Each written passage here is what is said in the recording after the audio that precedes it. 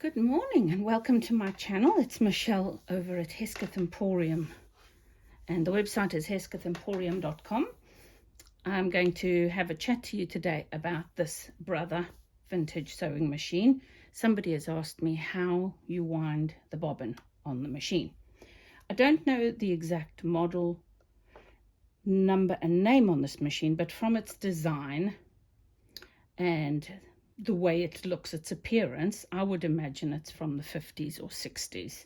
So it is a vintage machine.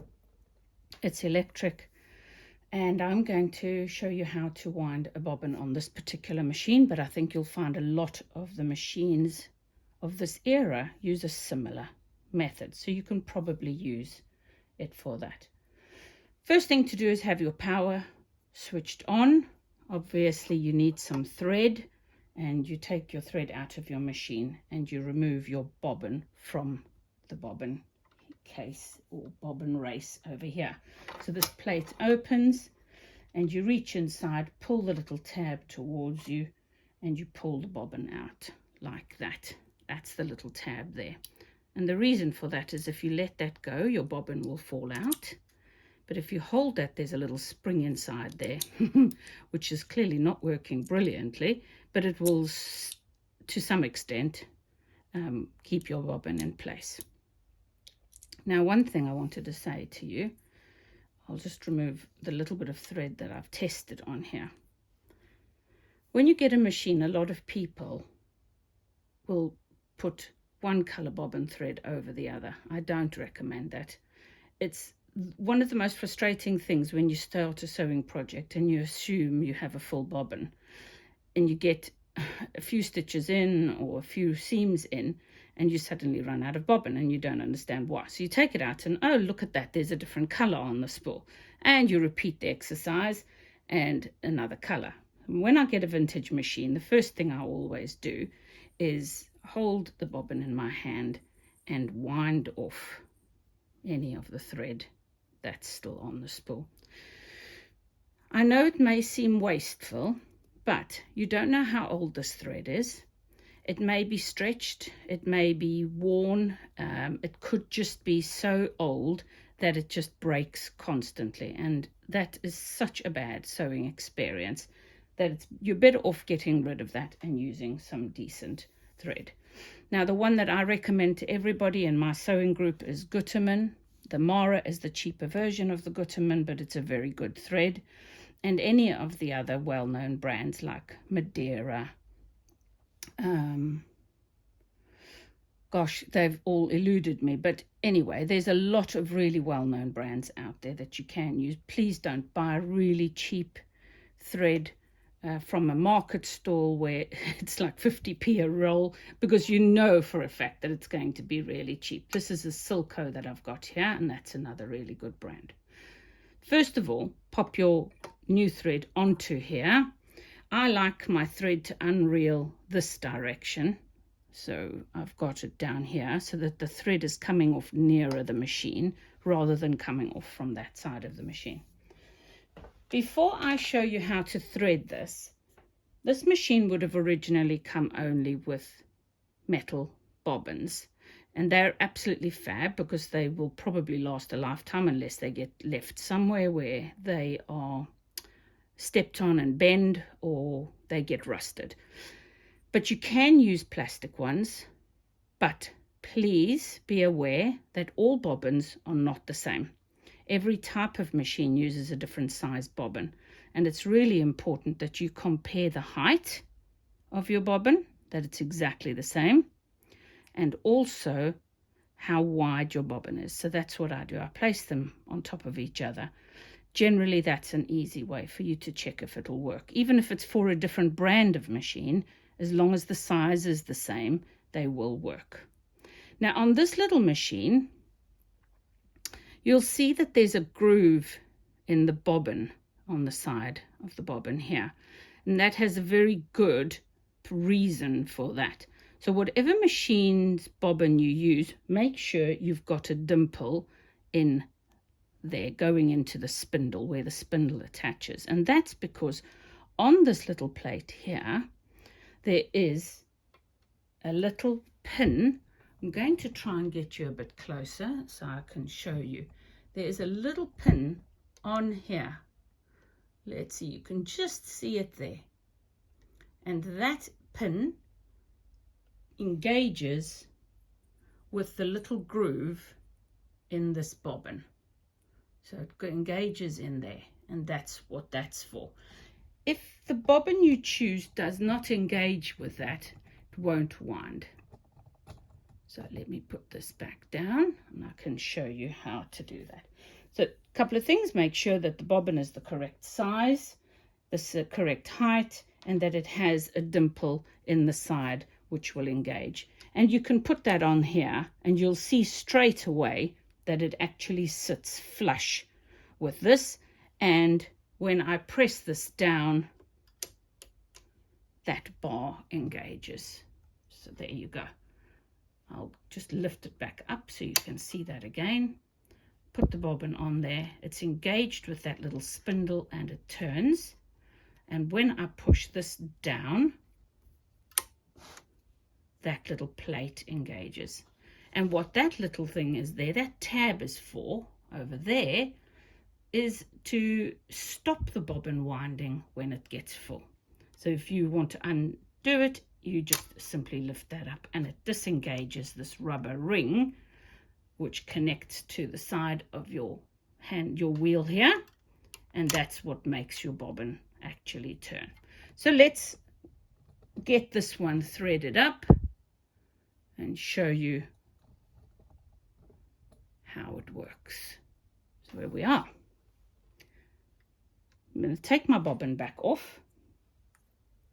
Start by placing your thread onto the spindle, and then there's a little screw here, or a worm tail, or a pig's tail you can call it, and we put our thread over this little pigtail like so, and then we bring it over to this one here and we do the same there. Now you've got the end of your thread, and I want you to put it from the inside of the spool through one of the holes on the side of the bobbin and pull it through. So you've got a little tail hanging down. And I'll show you why that's a good idea to do that in a minute. Now, once you've got that, you hook it around this little tensioning disc over here. You want it to maintain a nice even tension on your bobbin as it's winding. If your bobbin winds too loosely, your machine won't have a good tension and you won't have a decent stitch. So now we take this, I've got my thread off to the left, the tail, and I engage that and I turn it until it clicks. The little pin goes into the hole, and now I press this down. Okay, press that down, you'll hear that little plate engage with the bobbin, and your ring here has engaged with the winder, your hand wheel. I'm going to let that go for a second. And you need to come to the side of your machine, to the hand wheel. You've got the large outside area, which is what you turn your needle up and down with. And this inside ring here is the one that you're going to release. So it turns, but you need to hold the outer ring in order to release the inner ring. So hold on to the outer ring and turn the inner ring towards you. It's now disengaged your needle. That's all this is doing, is disengaging your needle. If I left this on, my bobbin would wind, but it would wind slowly. So what this does is it releases the needle, so the needle stops going up and down, and it allows me to wind my bobbin. Right, I'm ready to wind. So I hold on to my little thread and I gently press. No, I haven't got it engaged. So let's see why we're not spinning. There you go. That little pin wasn't in position. So it's starting to spin now. And you want to just gently hold on to this tail. I'm going to give you clues to why it's stopping in a second. Don't hold this too tight. Once I've got a few rounds onto my reel, onto my bobbin, I can now, as close to the bobbin as possible, snip that thread off. It's now being held nice and firmly in place, and I can now wind the bobbin. Every now and again, this might stop. This is an old machine at the end of the day. There's a couple of reasons for that. You may have got oil on the hand wheel here or onto this rubber. Now that rubber has to fasten or push firmly against this hand wheel in order for the bobbin to engage. If that is not touching firmly, this will not spin.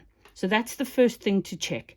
Is your rubber clean and is it worn? Because if this rubber is very worn, and like this one, it's gone very hard over the years, you can replace that. Those are simple to replace. You can go online and you can get yourself a replacement bobbin winding rubber boot, or sometimes they call it different things, but it's basically a little rubber ring and it pops over there. And we continue. Once we're happy with that, we continue to wind. Oops, my thread has got such a speed, it's flown off. That's not a problem. Just pop it back on. Wind the thread if it's unreeled itself a little. Pop it back on there. And what you can do is you can hold that on. Don't hold it too hard. If you hold it too hard, the bobbin will struggle. The motor will struggle. When your bobbin is finished winding, I'm not going to finish this one because I don't want to use this color. It's just for demonstration. This little plate will pop up and disengage your wheel. You've now got a gap between the rubber wheel and your hand wheel.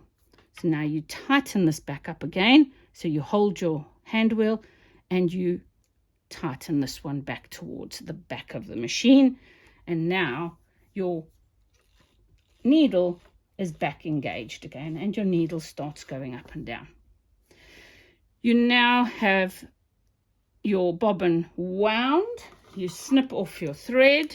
You want a little tail. And you have a beautifully wound bobbin. I put my nail into the bobbin, into the thread, push it, needs to be firm.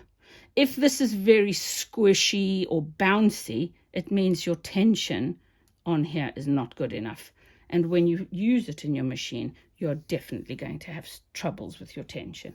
So that's now ready to go. This machine, this is to show you how to wind it. It's not to show you how to put it in, but basically as a reminder, this is how it goes into the machine, your bobbin case. So, but this machine goes in sideways. So I'm holding it the way it's going to go in, and I put my bobbin in the other hand, and I engage the two together, right? Have a look at that. This is a P shape, P. That's what I want when I'm putting it in. So I'm putting it in a P shape and then I'm turning it the way I'm going to put it into the machine. So I put that into the machine, can let go that. Now I put my thread through the slit in the bobbin case and I pull it under the spring. It's a little metal spring until it comes out in the middle there. That's now ready to go into the machine, so I can hold the tab, hold my machine bobbin like this. Let's see if I can give you a little bit of a shot there, and I engage it into there. You heard it click, that little pin that sticks up, and your bobbin is now in place and ready to be used. So I hope that's been of help. Quick recap: thread there, through that worm tail, through this worm tail, under this little tensioning disc over here, put it through the hole in your bobbin case, one of the holes, any one doesn't matter. Hold your tail to the left, engage that with the little slot in your bobbin, it must engage with the pin, and then you push that down. Release your wheel and hold your thread, apply power and it'll spin. Snip your thread off on the left hand side here and then continue to wind your bobbin until it's full. That would disengage at that point, like that. It releases that. Tighten your hand wheel, insert your bobbin, and you're ready for sewing. I hope that's been useful, guys. And if you've got any questions, just remember this is a vintage brother, and it may apply winding a bobbin for quite a few of the other machines as well. Have a wonderful day. Bye-bye.